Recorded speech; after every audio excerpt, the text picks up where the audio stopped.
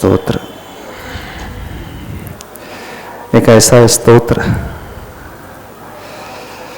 जो हमारे मन को बदलने वाला, मजबूत बनाने वाला, स्थिरता भीतर से पैदा करने वाला, एक नए ही नजरिए को दुनिया से देखने वाला, दुनिया को देखने वाला। प्रभु की स्तुति एक ऐसा माध्यम होती है, बशर्ते यदि हमारा उपयोग उसमें उत्साह सहित लग जाए तो बहुत बड़ा चमत्कार जीवन में पैदा कर सकती है। और वह चमत्कार पैदा होता है जब हम जिनकी स्तुति कर रहे हैं वो हमारे जीवन में एक विशेष स्थान रखने लगे। सामान्य स्थान नहीं, विशेष स्थान होना चाहिए। बिना विशेषता के दुनिया में कुछ भी नहीं मिलता है। सामान्य और विशेष में यही अंतर है। विशेष हमें ऊपर पहुंचाने वाला होता है, सामान्य हमें बहुत नीचे रखता है। यदि दृष्टि में वे आदि प्रभु विशेष स्थान रख रहे हैं तो मानना आदिनाथ भगवान हमें सिद्ध हो जाएंगे। कितने लोगों के हृदय में आदिनाथ भगवान विशेष स्थान रखते हैं, शब्दों से नहीं, अंदर से। जब जब आपके जीवन में कुछ संकट आते हैं, रात्रि के समय सबसे पहले कौन दिखता है आपको? कौन नजर आता है? बताओ, क्या याद आता है सबसे पहले? हाँ, वैसे सबको भगवान याद आएंगे।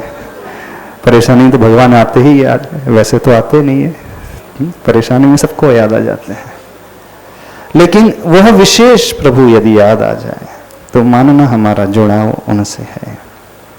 जब जब जीवन में बहुत सुख के क्षण होते हैं, क्या वैसे ही प्रभु उस समय भी याद आते हैं? जब दुख के क्षणों में एकदम से नजर आ जाते हैं, सुख के क्षणों में क्या वैसे ही नजर आते हैं? कितने लोगों को नजर आते हैं?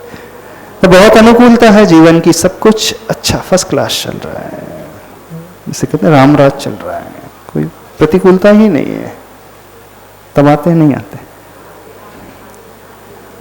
उसी अनुपात में जैसे दुख के क्षण में नहीं आते, उतने अनुपात में नहीं आते। तो हम बड़े स्वार्थी हो गए, यानी अपने सुख के क्षणों में हम शामिल नहीं करना चाहते भगवान को, है ना? दुख के क्षणों में हम शामिल करना चाहते हैं, लेकिन सुख के दिनों में शामिल ही नहीं करना चाहते। सबसे कहना है, सुख के दिनों में भगवान को अपने हृदय का स्थान देना सीखें। दुख के दिनों में तो हर कोई दे लेता है, हर कोई याद कर लेता है। जब आपके घर में कोई बड़ा फंक्शन होता है, शादी होती है, तो आप बुलाते हैं ना सबको? हाँ, आत्मीयता से बुलाते हैं?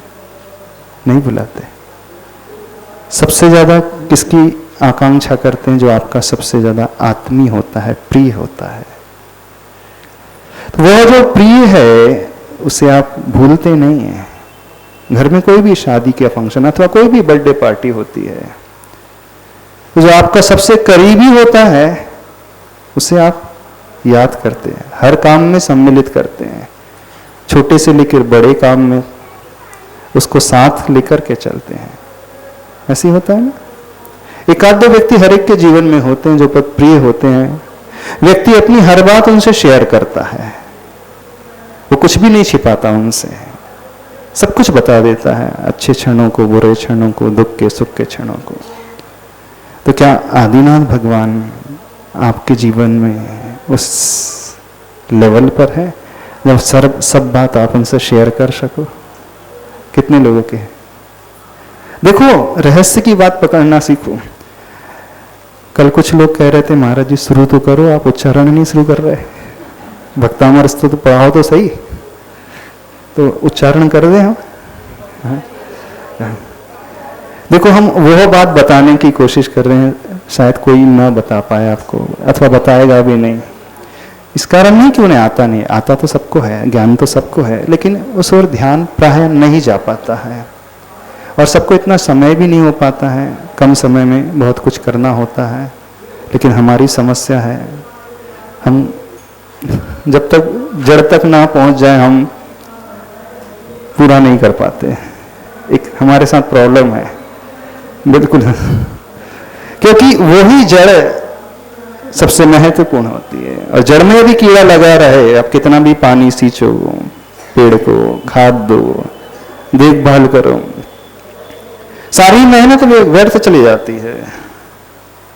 पूज्य आचार्य भगवान गुरुवर ये उदाहरण हमेशा देते हैं।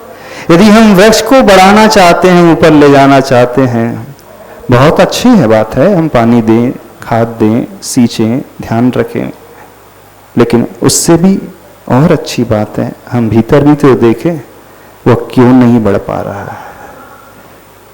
तो जो व्यक्ति जड़ की ओर दृष्टि लेकर के आ जाएगा, कहीं जड़ में कोई खराबी तो नहीं है, तो उस खराबी को पहले दूर करने की कोशिश करो। ऊपरी हिस्सा ज्यादा इंपॉर्टेंट नहीं होता है, ऊपर पानी नहीं भी तो चल जाएगा। जड़ को सींचोगे तो अपने आप वह जल, वह भोजन वृक्ष के अग्रभाग तक, ऊपर के हिस्से तक, ऊपर की पत्ती तक, तने तक अपने आप पहुंच जाएगा।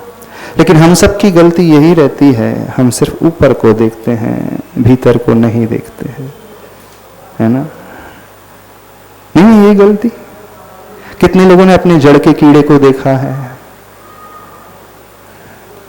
क्योंकि वही कीड़ा उस वृक्ष को नहीं बढ़ने दे रहा, वो सिद्धि नहीं दिला रहा हमें। तो उस कीड़े को देखो कहां कहां लगा है। तो एक कीड़ा जो है, एक साइकोलॉजिकल कंसेप्ट रखते हैं। अभी डॉक्टर साहब हमारे पास बैठे थे, एक जन, वो कुछ बात कह रहे थे। व्यक्ति जब मरता है तो एक रिसर्च रिपोर्ट शायद पेश कर रहे थे। कौन सी रिसर्च रिपोर्ट पेश कर रहे थे डॉक्टर? ऑस्ट्रेलियन हॉस्पिटल की रिसर्च रिपोर्ट बता रहे थे, बड़ी गजब की बात, रिग्रेट्स ऑफ द लाइफ। यानी जीवन के अंत समय में जब व्यक्ति इस दुनिया से जाता है तो उसके भीतर कुछ ऐसी बातें रहती हैं जिसे लेकर के वो खेद खिन्न रहता है और पछताता रहता है। मैंने पूरी जिंदगी जी ली लेकिन मैं ये नहीं कर पाया अपने जीवन में। कौन कौन से रिग्रेट्स बता रहे थे डॉक्टर साहब? बता दो, बहुत अच्छा सब्जेक्ट था। ऐसे अधिकांश लोग रहते हैं जिंदगी दुनिया में जिनके भीतर कुछ होता है लेकिन वह उसे बाहर नहीं ले करके आ पाते हैं और अंत समय पछताते हैं। वो काश वो कर लिया होता मैंने कहा। बता सकते हो? हमारा जी नमस्ते। हाँ। पहला रिग्रेट उस सिस्टर ने, एक सिस्टर थी। हाँ। जो एक टर्शरी हॉस्पिटल में काम करती थी। टर्शरी हॉस्पिटल बोले तो जहाँ पे क्रिटिकल से क्रिटिकल पेशेंट्स रहते हैं जो कि मान लीजिए कि डेथ बेड्स पे होते हैं। तो उनके रिग्रेट्स उसने बात चर्चा करके ये निष्कर्ष निकाला था कि कोई भी बीमारी से ग्रसित पेशेंट रहा हो उसके रिग्रेट्स करीब करीब ही कॉमन थे और उनमें से 5 रिग्रेट्स उसने निकाल के एक बुक पब्लिश करी थी। तो पहला रिग्रेट ये था कि हम जो भी करना चाहते थे अपने जीवन में, चाहे हम कपड़े से पहनना चाहते थे या कैसा काम करना चाहते थे या जहां जाना चाहते थे, आना चाहते थे, वो हमने कुछ भी नहीं कर पाए। वो इसलिए जिंदगी में बहुत सारी भावनाएं छिपी हुई थी, सपने देखे थे, सोचे थे कि करना है लेकिन कर नहीं पाए। हाँ, उसके पीछे मेन भाव ये बताया कि लोग क्या कहेंगे, दुनिया वाले क्या कहेंगे, किस दृष्टि से हमें देखेंगे, क्या कमेंट्स कर देंगे, अच्छा कहेंगे, बुरा कहेंगे। तो दुनिया को देख करके, उनकी बातों को सुन करके हम वो नहीं कर पाए जो करना चाहते थे। एक बहुत बड़ा रिग्रेट। और एक बहुत अच्छा रिग्रेट आपने बताया था, कौन सा? सेकंड नंबर का। दूसरा रिग्रेट जो था अपने व्यूज एक्सप्रेस नहीं कर पाता है व्यक्ति सामने वाले से। वो चाहता है लेकिन कह नहीं पाता है, ये है ना? अपनों से भी और अपने इष्ट लोगों से भी कुछ कह नहीं पाता। जो आपके अपने ही हैं उनसे भी आप अपने हृदय की बात बहुत बार नहीं निकाल पाते। और ऐसे ही अपने भगवान के साथ भी है। भगवान के सामने सिर्फ दुखड़ा रोता है व्यक्ति, और कुछ नहीं। लेकिन अंतरंग की बात वो शायद शेयर नहीं करता, ऐसे ही। बिल्कुल। तीसरा रिग्रेट क्या था? तीसरा रिग्रेट था कि हमने अपना यूथ टाइम, जो हमारा यंग एज का टाइम था, वो ज्यादा टाइम हमने काम को समर्पित कर दिया, जिसकी इतनी जरूरत शायद नहीं थी। और ज्यादा वक्त जो है पैसे में कमाने में ही लगा दिया, और जिसे समय दिया जाना चाहिए था उसे समय नहीं दिया। हाँ, उसका कहना यह था कि कमाना तो ठीक है, हम कमाने के लिए मना नहीं कर रहे हैं, हाँ। लेकिन क्या हमने ज्यादा टाइम दे दिया उसको कमाने के लिए? क्या उसकी इतनी जरूरत थी क्या? प्रायोरिटी डिसाइड नहीं कर पाए हैं। हाँ। फोर्थ नंबर का, फोर्थ अपने दोस्तों से, जो कि हमारे स्कूल मेट्स थे, कॉलेज मेट्स थे, हमने सालों साल उनसे कभी बात ही नहीं करी, जिनको हम बहुत अच्छा अंतरिम दोस्त मानते थे, पर उनसे हमने सालों साल बात ही नहीं करी, ना अपनी चर्चा करी ना उसकी पूछी। बहुत अच्छी बात है। अब इसमें जो सबसे इंपॉर्टेंट रिग्रेट, उसकी चर्चा हम करना चाह रहे हैं आप लोगों से। रिग्रेट मतलब वह भाव जो व्यक्ति लेकर के अंदर ही अंदर लेकर के पछताता रहता है, काश मैं ये और कर लेता, ये वो और कर लेता। तो वह अपनों से अपनी बात नहीं शेयर कर पाता है, अर्थात अपनों को सम्मिलित नहीं कर पाता है। ऐसे ही वो भगवान को भी अपने सुख के क्षणों में उतनी आत्मीयता से सम्मिलित नहीं कर पाता है जितने अच्छे से वह दुख के क्षणों में प्रभु को याद करता है। तो जब हम इस प्रकार की नीति बना करके चलेंगे तो हम स्वार्थी कहलाएंगे। तो हमें क्या करना है? उन प्रभु को जिन्हें आप अपना इष्ट मानते हो, हर एक के इष्ट भिन्न भिन्न हो सकते हैं। किसी के आदिनाथ भगवान हो सकते हैं, किसी के पार्श्वनाथ हो सकते हैं, किसी के तिजारा वाले चंद्र प्रभु हो सकते हैं, किसी के बड़े बाबा हो सकते हैं, किसी के शांतिनाथ हो सकते हैं, कोई भी हो सकते हैं। जहां जाकर के उसकी विशुद्धि एकदम अंतरंग से बढ़ने लगती है। होता है ना, दुनिया में कई बार हम ऐसे लोगों से मिलते हैं जिनसे मिलते ही ऐसा भाव भीतर पैदा होता है कि मेरे जीवन का सबसे विश्वस्त व्यक्ति है। ऐसा लगता है इसके आगे मैं अपने दिल की सारी बात कह दूं। अंदर जो भी भाव पैदा हो रहे हैं, जो भी दुख की बात आ रही है, जो भी कष्ट आ रहे हैं, जो भी अंदर पैदा हो रहा है, इनसे मैं कुछ भी ना छिपाऊं। जीवन में उन क्षणों को भी अभिव्यक्त कर दूं जो से मैंने आज तक किसी से शेयर नहीं किए। यदि आपको अपने जीवन में कोई ऐसा व्यक्तित्व मिल जाए तो समझना आपके दिन बहुत अच्छे आने वाले हैं, जहां आप अंतरंग से पूर्ण रूप से समर्पित होकर के अपने हृदय की सारी बातों को उसके समक्ष रख सकते हैं। अपने अपराधों को भी रख देना, अपनी गलतियों को भी रख सकते हैं और अपने मन को शुद्ध बना सकते हैं। है आप लोगों के जीवन में कोई ऐसे व्यक्तित्व गुरु होते हैं जिनके पास जाकर के हम सब कुछ अपने मन को उघाड़ करके रख लेते हैं, बता देते हैं, एकदम हल्के हो जाते हैं, तो वो हमारे जीवन में इष्ट होते हैं। ऐसे ही प्रभु भी हमारे जीवन में इष्ट होते हैं कि जिनके आगे हम सब कुछ कह देते हैं। हाँ, प्रभु के आगे कहना आसान होता है क्योंकि प्रभु कुछ बोलते नहीं, प्रभु कुछ जवाब देते नहीं है। आप अच्छा बुरा जो भी बोल दो सब सुना सकते, क्योंकि वहां से कुछ रिस्पांस तो मिला नहीं है। इस कारण व्यक्ति प्राय अपनी गलतियों का प्रायश्चित भगवान के पास जाकर के लेता है ना? नहीं, भगवान को मैंने भगवान को सब बता दिया, पार्श्वनाथ भगवान को, आदिनाथ भगवान को सब बता दिया हूं, हे प्रभु मुझसे ये गलती हो गई और इस महीने में 2 माला और फेर ली एक्स्ट्रा। फेर गए ना आप। जब भी कोई आपका नियम टूटता है तो आपके पास कौन सी मेडिसिन है? 2 माला की, 1 माला की, 3 माला की। और आपका नियम भोजन त्याग का था तो हमने नियम टूटने पर 2 माला फेर ली। ऐसे तो प्रभु के पास बताना कथनचित आसान होता है क्योंकि भगवान कुछ बोलते नहीं है ना, लेकिन गुरु के पास बोलने में कोई कठिनाई होती है। पता नहीं गुरु महाराज क्या सोचेंगे। हाँ, अभी तक तो गुरु महाराज हमारे बारे में बहुत अच्छा सोच रहे थे, अच्छी इमेज बनी थी, अब सारी की सारी इमेज धुल जाएगी। ये भाव होता है, ये डर होता है, बहुत बड़ा डर है। तो हम ये कह रहे हैं उन प्रभु की जिनकी हम भक्ति करने जा रहे हैं, अपने हृदय में उन्हें वह स्थान दे, मात्र दुख के क्षणों में नहीं, सुख के क्षणों में भी हम उतनी ही आत्मीयता से उन्हें शामिल करें। अर्थात व्यक्ति सुख के क्षणों में भगवान को भूल जाता है, उसे याद ही नहीं आते हैं, उसे फुर्सत ही नहीं मिलती, उसे वक्त ही नहीं मिलता है। अधिकांश लोगों के साथ ऐसा होता है। आप लोगों के साथ तो ऐसा नहीं हो रहा। अच्छा, कितने लोग याद करते भगवान को बिल्कुल वैसी आत्मीयता से जैसे दुख के क्षणों में याद करते? 2-4 लोग ही हाथ उठा रहे, बाकी कोई नहीं उठा रहे। नहीं, सुख के दिनों की बात कर रहे हैं। सुख के दिनों की, दुख के दिनों की तो बिल्कुल नहीं कर रहा है। सुख के दिनों में कोई याद नहीं करता, सब अपने में लगे रहते हैं, वहीं तक हो जाते हैं, कोई याद नहीं करता। बिल्कुल ऐसा ही होता है। चलो अपन आगे चलते हैं। जीवन में मरने के पहले सबसे कह रहे हैं, ऐसा रिग्रेट लेकर के मत चले जाना जब प्राण निकल रहे हो तब आपको पछतावा हो।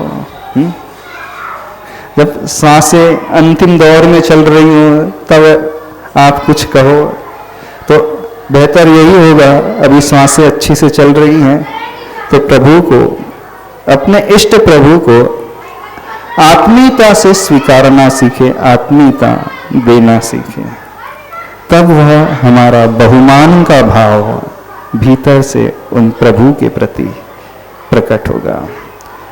हाँ, क्या पूछ रहे हैं? हाँ, माइक ऑन करके कॉर्डलेस।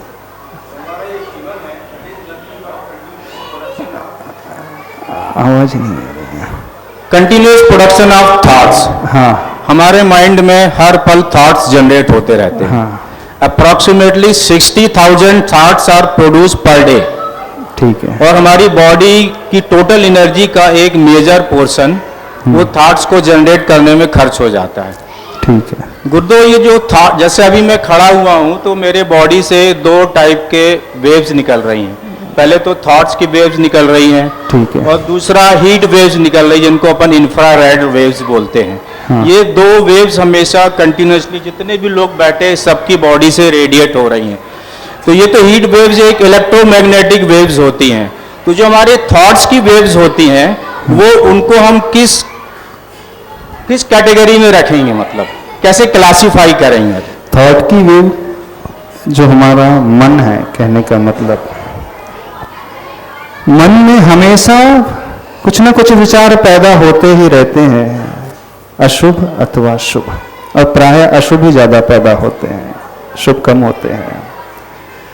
अब हम चाहते हैं कि वो हमारे कंट्रोल में रहे, तो हमें इस प्रकार के एटमॉस्फेयर में रहना पड़ेगा। पहले उन लोगों की संगति में रहना पड़ेगा कि उनकी निकटता पाते ही उनका प्रभाव हमारे ऊपर पड़ने लगे। थॉट्स को हम रोक नहीं पाएंगे कभी भी, कोई भी व्यक्ति नहीं रोक पाएगा थॉट्स को, विचारों को नहीं रोक सकता। इवन आप छोड़ दो, हम भी नहीं रोक पाते हैं। विचार तो पैदा होंगे, आचार्य भगवान उनके मन में भी विचार पैदा होंगे, तो विचारों को कोई भी नहीं रोक सकता है। बस जो हमारा पुरुषार्थ होता है हम उसे डायरेक्शन दे सकते हैं, हम उसे दिशा दे सकते हैं। अपने पुरुषार्थ के आधार पर अशुभ से हटा करके शुभ की ओर हम उसे एक डाइवर्जन दे सकते हैं, ताकि वह डाइवर्जन हमारे लिए हेल्दी हो, अच्छा हो विचारों। तो यही हमारा पुरुषार्थ है, यानी अशुभ योग से बचकर के शुभ योग की ओर जो यात्रा हो वो उसमें हमारा पुरुषार्थ होना चाहिए। मेरा प्रश्न ये नहीं है, मतलब हाँ, जैसे ये जो वेव्स, मतलब ये थॉट्स की वेव्स को हम फिजिकल जो या अपना क्वांटम फिजिक्स है, हाँ, उसके हिसाब से एक्सप्लेन कर सकते हैं कि नहीं? दैट इज बियॉन्ड फिजिक्स या मेटाफिजिक्स बोलेंगे अपन उसको। अवधि ज्ञानी और मनोपरिज्ञानी मुनि महाराज होते हैं।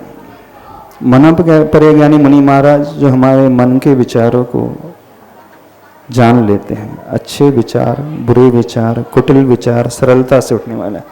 तो ये मिजरेबल तो है, व्यक्ति देख भी सकता है, जान भी सकता है, पर वर्तमान में इतनी कैपेसिटी हम लोगों के भीतर नहीं है कि एकदम हम सामने वाले के विचार परफेक्टली जान ले। हाँ, लेकिन हम एक निमित्त ज्ञान के माध्यम से अथवा फेस एक्सप्रेशन के माध्यम से बहुत कुछ जज कर सकते हैं कि सामने वाले के भीतर क्या फीलिंग्स चल रही है, और उसको हम जज करके बता भी सकते हैं।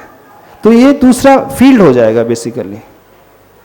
वैसे ही मतलब जैसे और जैसे हमारे ये फिजिकल पार्टिकल्स होते हैं। हाँ, विचार भी हमारे फिजिकली पार्टिकल है बेसिकली, और कुछ नहीं है, क्योंकि हमारे द्रव्य मन है वो भी वो शारीरिक विज्ञान के अनुसार वो भी पौद्गलिक रचना ही है, एक मैटर से बना हुआ द्रव्य मन है, माइंड जो है, और उसके द्वारा पैदा होने वाला विचार भी फिजिकली होता है। जैसे एटम में न्यूट्रॉन, प्रोटॉन, हाँ। इलेक्ट्रॉन होते हैं, तो इनको अपन फिजिक्स में डिस्क्राइब कर सकते हैं। तो हाँ, हाँ। कार्मिक पार्टिकल्स भी बियॉन्ड फिजिक्स है।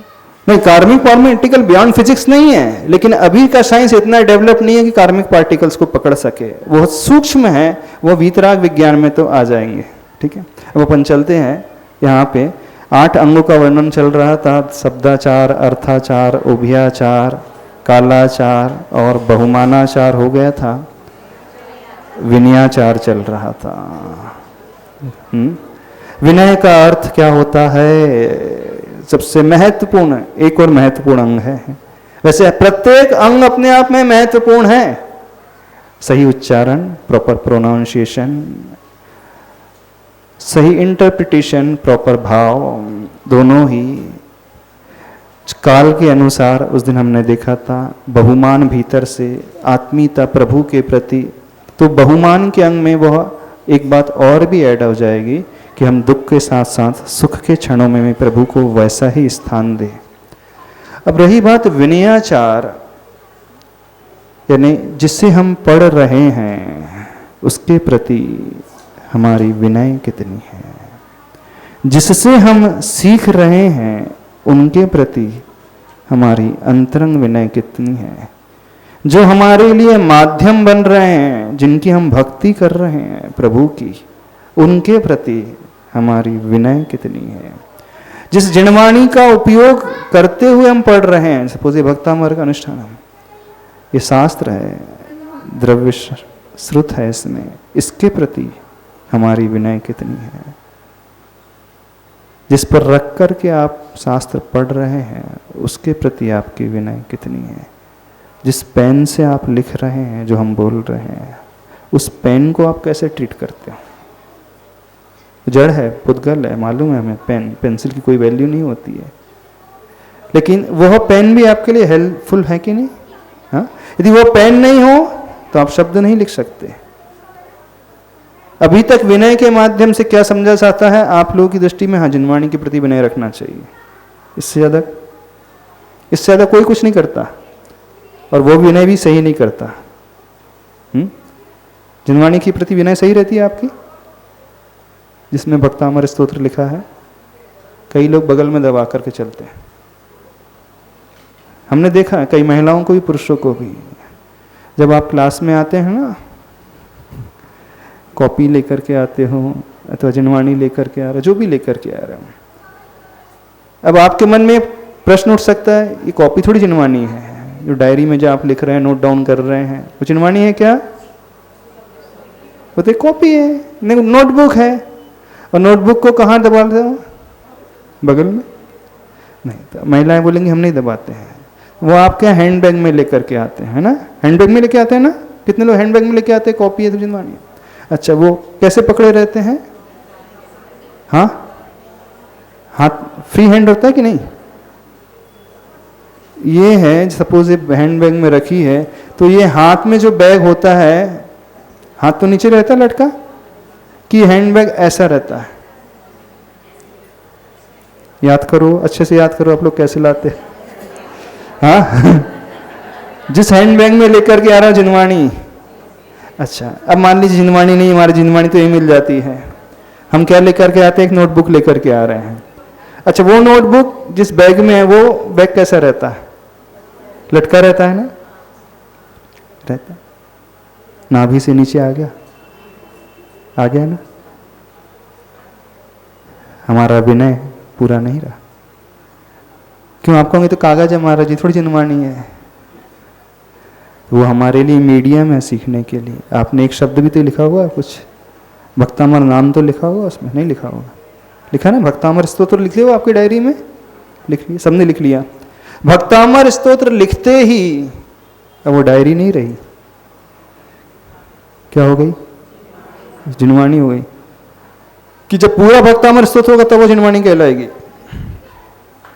बताना हमें। तो उसे कैसे पकड़ करके लाते हो? याद करो कैसे पकड़ करके लाते हो। अच्छे से याद करना सभी लोग। नाभि के नीचे रहता है,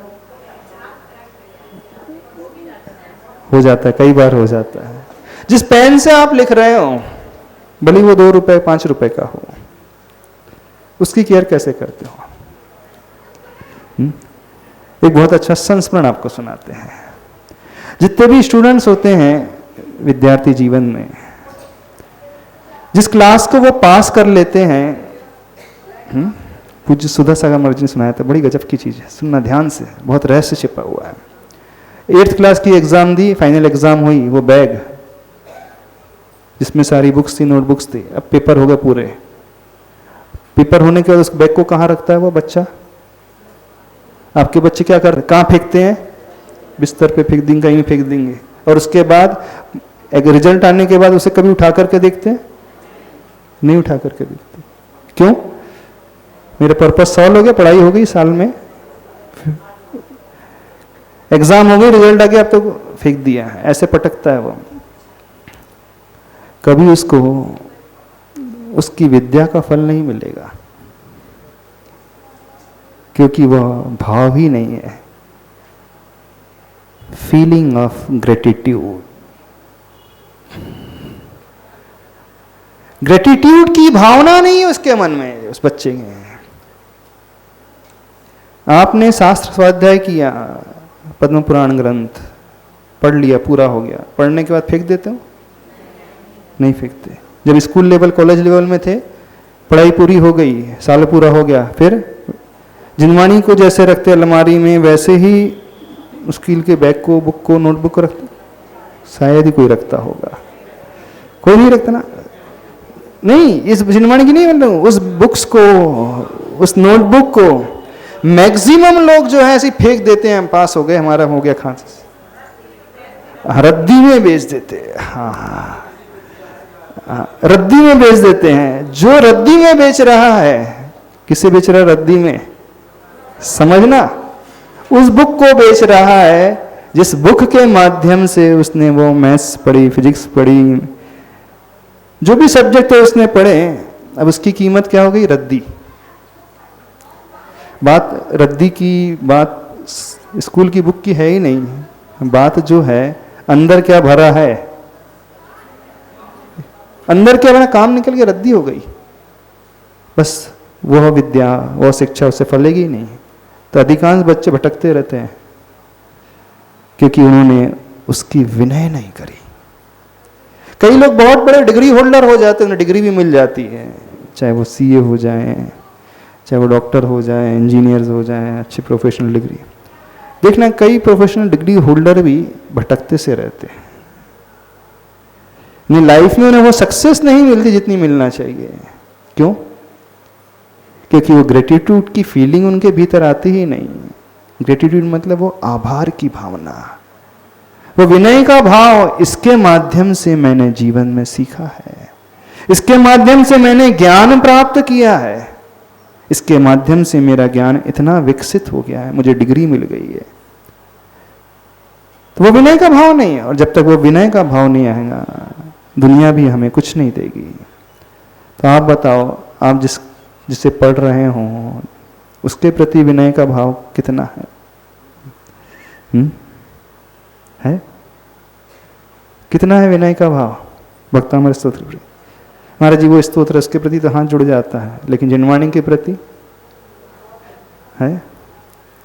कितने लोग जिनवाणी के पन्ने को ऐसे मोड़ लेते हैं, अब ये पन्ना हो गया, अब इसको ऐसा मोड़ के पन्ना से पलटा, पूजा करते समय, हाँ यहाँ पूजा करना है, निशान लगा लिया, यहाँ फोल्ड कर लिया इतना सा,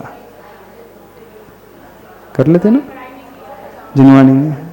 जिनवानी में चावल भी फंस रहे हैं तो बंद करके रख देते हैं, होता है कि नहीं?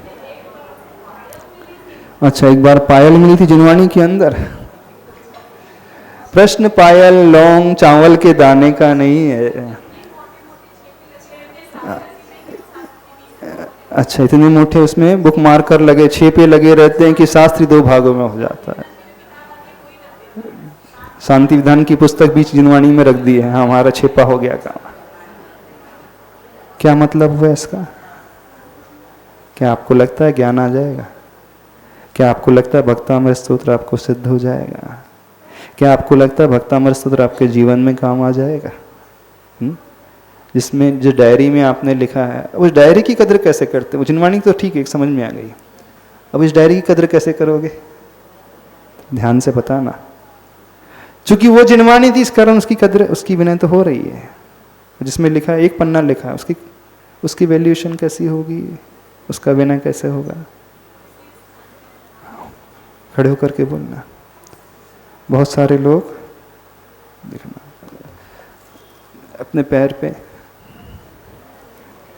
रख करके लिख रहे हैं कि नहीं?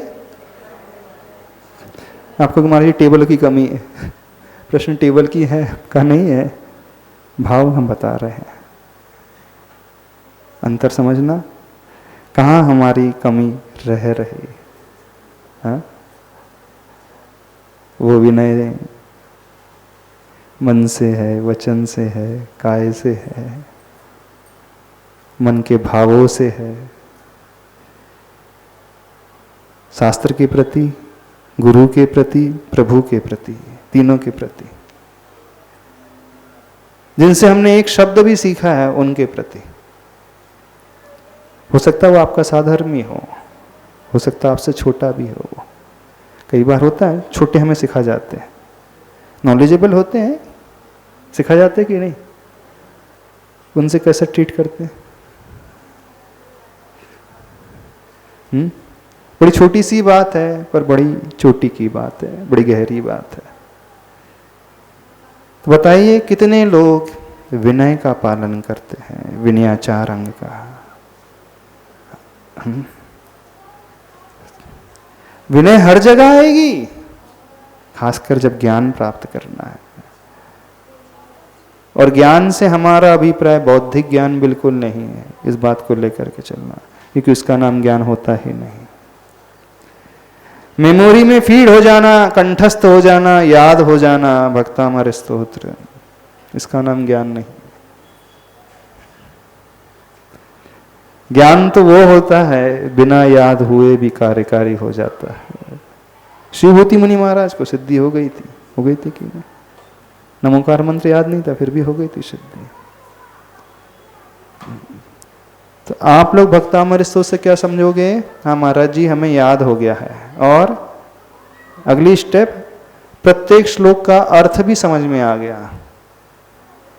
यही है ना? यहीं तक।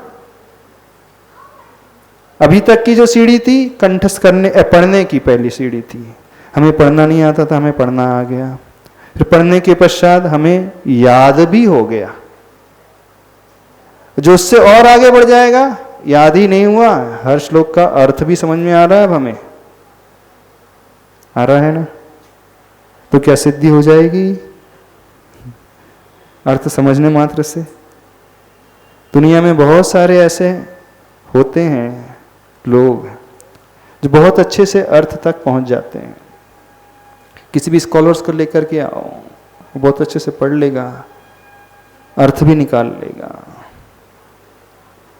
निकाल लेगा, आपसे अच्छा निकाल लेगा। एक अजैन व्यक्ति है, वो बहुत अच्छे से यहाँ बैठ करके भक्तामृत से समझा भी सकता है, एक एक शब्द का अर्थ, एक एक अक्षर का अर्थ, उसका उच्चारण, यहाँ तक कि उसका भाव भी निकाल करके रख देगा। लेकिन क्या उसे वो ज्ञान का, भक्तामृत स्तोत्र का फल मिल जाएगा? नहीं मिलेगा, क्योंकि अंदर से वो समर्पण, वो श्रद्धा नहीं है। और वह समर्पण, वह श्रद्धा यदि भीतर आ जाती है तो विनय भाव भी अवश्य भीतर आएगा। विनय भाव क्यों नहीं आता है, कमी क्यों रहती है? बताओ, कारण बताओ। उतनी श्रद्धा गहरी नहीं है इसके प्रति। बहुत सारे स्तोत्र पढ़े हैं हमने, इतनी गहरी श्रद्धा नहीं है ना, तो बस हो गया, कुछ नहीं होगा। क्या करना है? विनय। विनय का अर्थ हाथ जोड़ना है, गर्दन झुकाना है, आंखें झुकाना है, बहुत सारी चीजें हैं। अब हम विनय के बारे में समझाने लगे तो बहुत लंबा टाइम निकल जाएगा। हाँ, वचनों से विनय, शरीर से विनय, मन से विनय, गुरु के प्रति, प्रभु के प्रति। 2 दिन पहले हमने एक बात आप लोगों से कही थी, प्रातःकाल मॉर्निंग के सेशन में। क्या कही थी? जिन आदिनाथ भगवान को आप पाना चाहते हो तो उनके प्रति विनय करना। कैसे? मन वचन काया से उन्हें नमस्कार करना, गवासन में बैठ करके 3 बार। कितने लोग कर रहे हैं? बहुत सारे लोगों ने कहा था हम उनको नमस्कार करेंगे, भगवान को नमोस्तु करेंगे। खड़े होना और बैठना 1 बार हुआ, नहीं हो पाया। सब प्रभु सब वेदी में नहीं हो पाया। क्यों? समय नहीं था, कि रिस्पेक्ट नहीं था, कि विनय की कमी थी, कि समर्पण की कमी थी। क्या था बताओ? कि कमर में दर्द हो गया। यानी उन प्रभु को भी हम इतना नहीं स्वीकार पा रहे हैं। वो तो 3 लोक के नाथ है, ने प्रभु के प्रति वो भाव नहीं आ पा रहा है। अभी ये बाहिरंग विनय की बात कर रहे हैं, अभी अंतरंग विनय नहीं है ये। ये कायिक विनय, शारीरिक विनय है। शारीरिक विनय होने पर अंतरंग विनय आ ही जाए ये भी कोई गारंटी नहीं है, लेकिन जिसका अंतरंग विनयशील रहेगा वो निश्चित रूप से बहिरंग भी विनयशील अवश्य रहेगा। आपको लग रहा होगा महाराज जी एक्सरसाइज करवा रहे हैं। क्या करवा रहे? भाव नहीं हो रहे ना अभी भी? क्या नहीं हो? क्या परेशानी आ रही? अच्छा ठीक है, प्रभु को थोड़ा सा गौण कर दें, शास्त्र को। कितने लोग इस जिनवाणी को नमस्कार करते हैं वैसे ही जैसे भगवान को, गवासन में बैठ करके? चलो 3 बार नहीं सही, 1 बार सही। अब देखना जिनवाणी के प्रति आपकी विनय कैसी है, जिससे हम सीख रहे हैं। झुकोगे तो इतना ही झुकोगे। एक बहुत अच्छा संस्मरण सुनाते हैं, आचार्य भगवान का संस्मरण। ये घटना पपौरा की है। पपौरा अतिशय क्षेत्र है। आचार्य भगवान जहाँ रुके थे, जिस कमरे में, जिस बेदी में, उसी पाटे पर जिनवाणी रखी रहती थी, चौकी के ऊपर, बाजोटे के ऊपर।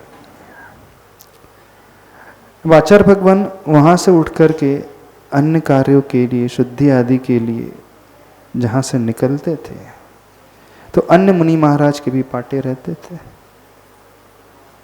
और उन पाटों के ऊपर बाजोटे में जिनवाणी आदि रखी रहे। तो जहाँ जहाँ से निकलते थे आचार्य भगवान, हाथ में पिछी थोड़ी सी ऐसी हो जाती और गर्दन झुक जाती।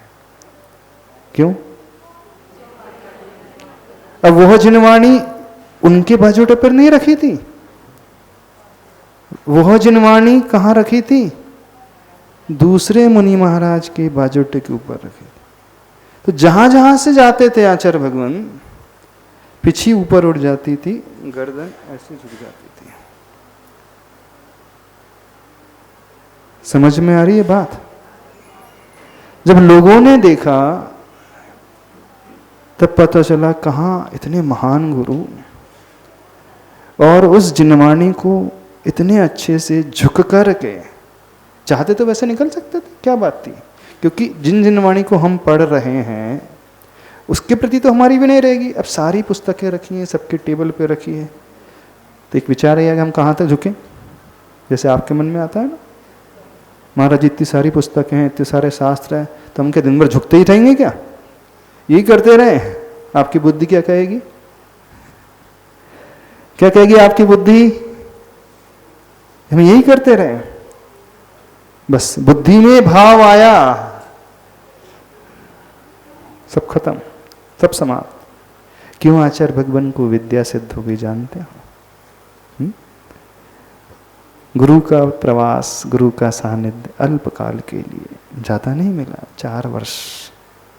उतने अल्प समय में जिन गुरु ने कुछ ज्यादा दिया भी नहीं, उन्हें दे भी नहीं पाए, वृद्धावस्था थी, लेकिन उन्होंने सब कुछ ले लिया, सब कुछ पा लिया।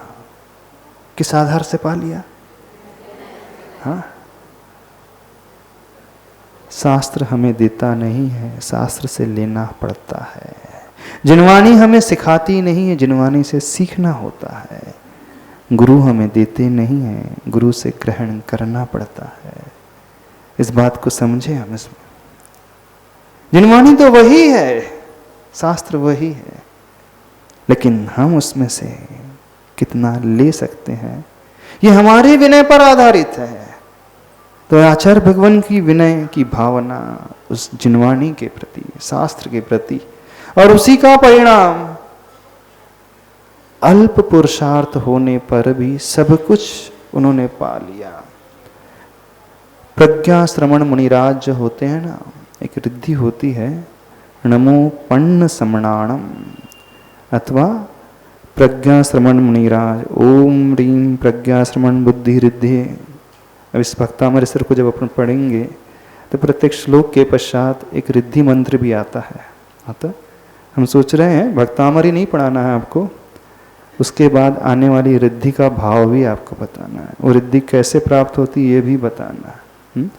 जैसे वो भक्तामृत दीप अर्चना करते हैं, 48 दीपों को प्रज्वलित करते हैं ना, वो बहुत पावरफुल होती है, ऊर्जा देने वाली होती है।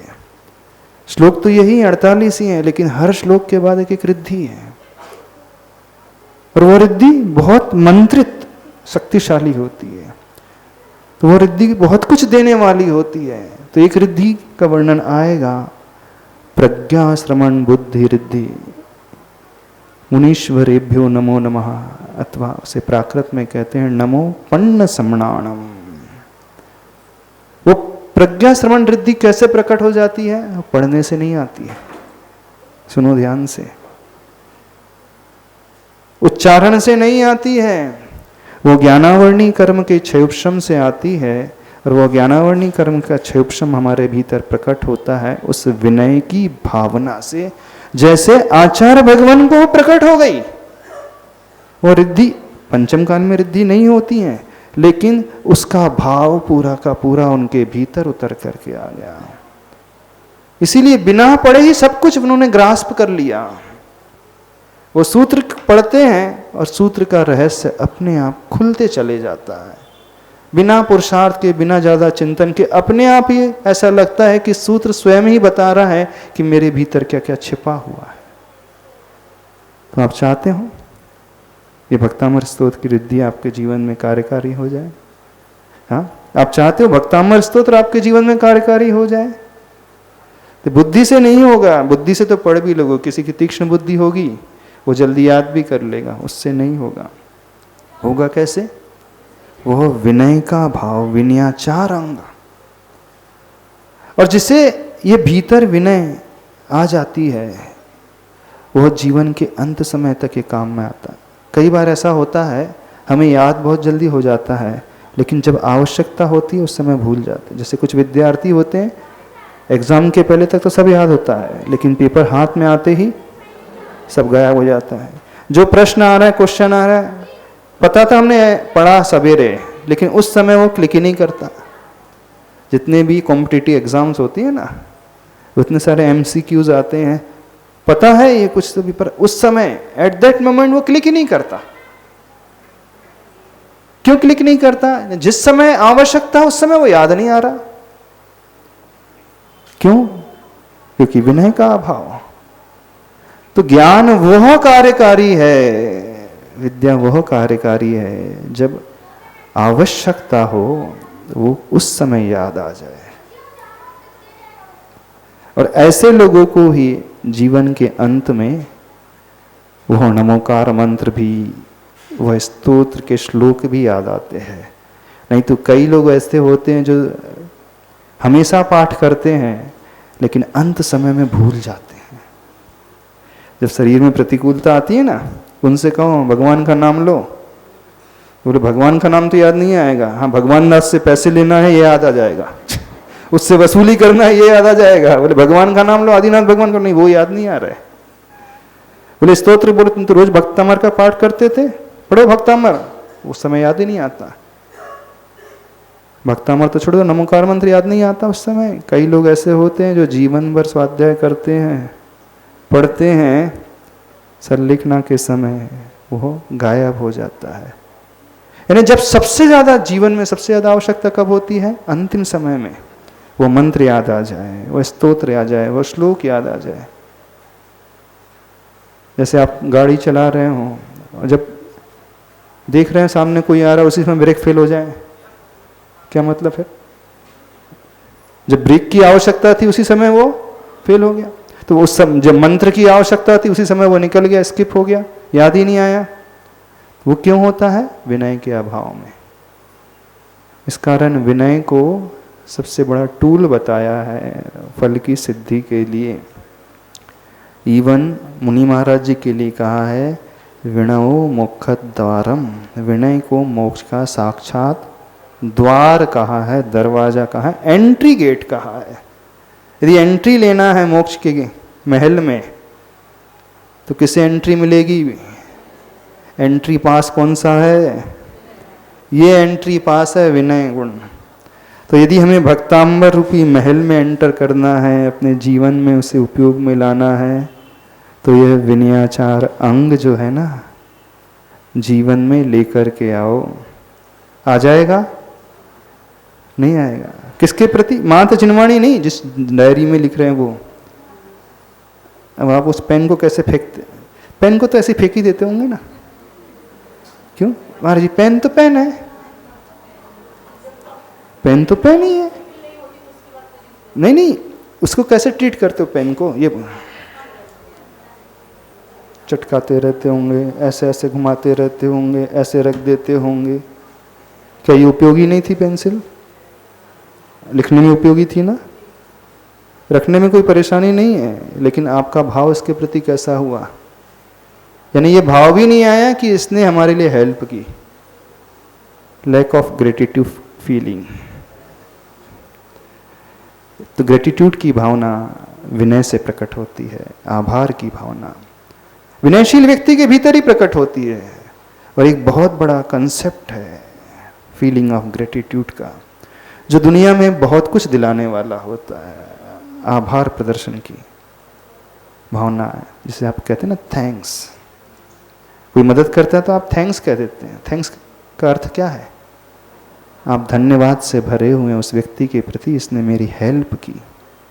थैंक्स वैसे तो एक शब्द है, लेकिन उस थैंक्स को बोलने में जो अंदर हृदय में भाव उत्पन्न होता है वो सबसे ज़्यादा इम्पोर्टेंट होता है, कि सामने वाला आपको स्वीकार रहा है कि नहीं, आप मेरे जीवन में बहुत बड़े आदर्श बन करके, हेल्पफुल बन करके आए, उठाने वाले बन करके आए। तो आप कहोगे इसके लिए थैंक्स। अच्छा, पेंसिल को कितने लोग थैंक्स बोलते हैं? पेंसिल तुम्हारा धन्यवाद, तुम्हारे कारण मैं लिख पाई हूँ। उस कॉपी को कितने लोग थैंक्स बोलते हैं? देखो तुम्हारे कारण मैं पढ़ पा रही हूँ। क्यों नहीं? बेवकूफ़ी वाली हरकत लग रही है। इसे भी कोई बोला जाता है थैंक्स? ये तो कोई रिस्पॉन्स ही नहीं करेगी, जड़ वस्तु है। अच्छा, थैंक्स आप उससे बोलोगे जो उसे स्वीकार कर लेगा, तो उसके स्वीकारने पर हमारा थैंक्स आधारित हो गया। ऐसा क्या हुआ? अभी तो ऐसी है ना, कुछ नहीं होगा जिंदगी में। सीखो, पेंसिल को थैंक्स बोलना सीखो। भले ही मुख से न कहो, लेकिन वो भावना तो लाओ कि इसके कारण मैं लिख पा रहा हूँ। ये कॉपी है, इसके कारण मैं याद कर पा रहा हूँ। तभी जो शुरू में सिखाया जाता ना बच्चों को, यदि पेपर भी गिर जाता था तो वो इसका पैर पड़ता था, ये मिथ्यात्व नहीं है। कागज भी गिर जाए तो उठा करके वो पैर पड़ता था, मिथ्यात्व नहीं है, समझना। ग्रेटिट्यूड की फीलिंग सिखाने के लिए, आभार की फीलिंग सिखाने के लिए, इससे तुम्हें विद्या प्राप्त हुई है, इसे ऐसे ही पैरों के तले मत रौंदना। वो भाव छिपा हुआ है। बच्चे को तो आप सिखाते हो, कभी खुद भी सीख लिया करो, जिसके माध्यम से आप भक्तामर सीख रहे हो, सीख लोगे। कभी इस माइक को भी थैंक्स बोल दिया करो, इसके कारण आप लोग सुन पा रहे हो। इस कैमरामैन को थैंक्स बोल दिया करो, जिसके कारण आप देख पा रहे हो।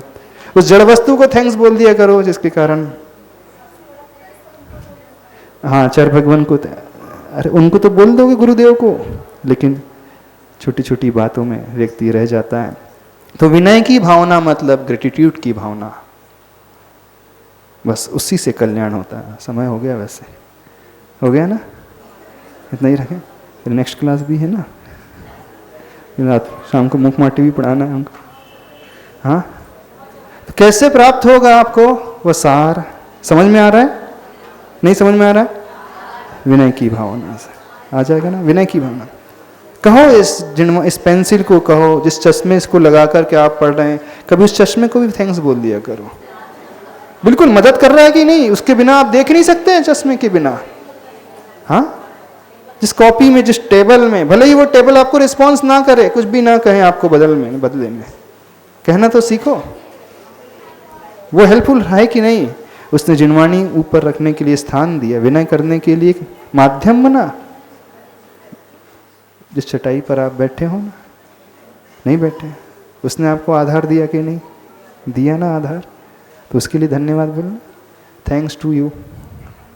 क्या परेशानी है? हो सकता है लोग बोलेंगे बेवकूफ़ी भरी हरकतें चल रही, तो पागलपन की हरकतें चल रही हैं। पागलपन नहीं है, हमारे अंदर के विकास को उभारने की एक प्रक्रिया है। अभी समय हो गया है इतना कहने को। बोले देवाधिदेव श्री आदिनाथ भगवान की।